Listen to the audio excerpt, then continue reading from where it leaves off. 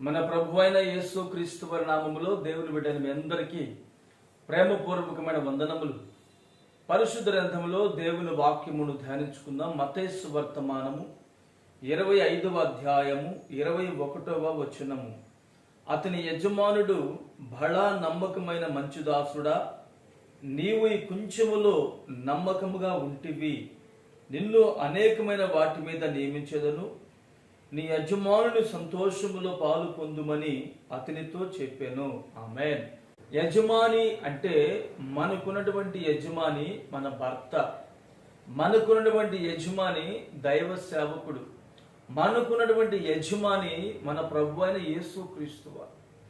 ఆయన నిజమైనటువంటి యజమాని. ఆయనకు మనము విధేయులుగా ఉండాలి.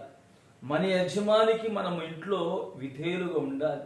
ఆత్మీయంగా నడిపించేటువంటి దైవ సేవకుడు మనకి యజమాని అయితే ఆయన విషయంలో మనము నమ్మకంగా ఉండాలి. మన పరలోకపు తండ్రి వీరందరికంటే నమ్మకమైనటువంటి యజమాని. ఆయన మాత్రమే మనం చేసిన దానికి ప్రతిఫలం ఇవ్వగలిగిన వాడు.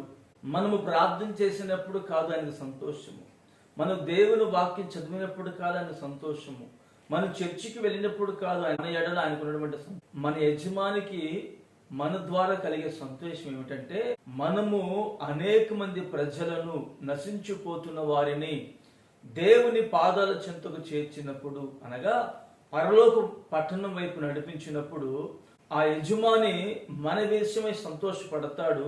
ఆ సంతోషములో పాలు పొందే వారముగా మనం ఉంటాము. దేవుడు నీకు ఇచ్చినటువంటి తలాంతు వ్యర్థం చేసుకోవద్దు. నీకు ఇచ్చినటువంటి తలాంతును బట్టి దేవుని సన్నిధిలో నీవు వాడబడును.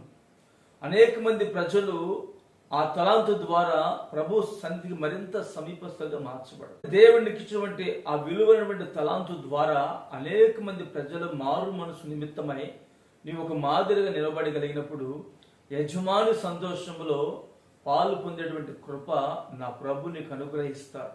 దేవుని వాక్యం ఎదుట నీ జీవితాన్ని పరిపూర్ణము చేసుకొనగలిగితే నా దేవుని కృప, అపారమైనటువంటి కృప నీకు తోడై ఉండును గాక. ఆమేన్. ప్రార్థన చేసుకుందాము. ప్రేమగల తండ్రి, పరిశుద్ధుడా, జీవాధిపతి, స్తోత్రం చెల్లిస్తున్నాము నాయన. యజమాని మీరే ఉన్నారు. మీ విషయంలో మేము పాలి భాగస్థులుగా ఉండటానికి, నీ సంతోషంలో మేము పాలు పొందడానికి మీరు మాకు ఇచ్చినటువంటి తలంతును వ్యర్థము చేసుకొనక అనేక మంది ప్రజలను నాయన నీ కొరకు సిద్ధపరిచినటువంటి కృప అనుగ్రహించి మహిమ పొందుకోమని వేడుకొనుచున్నాను.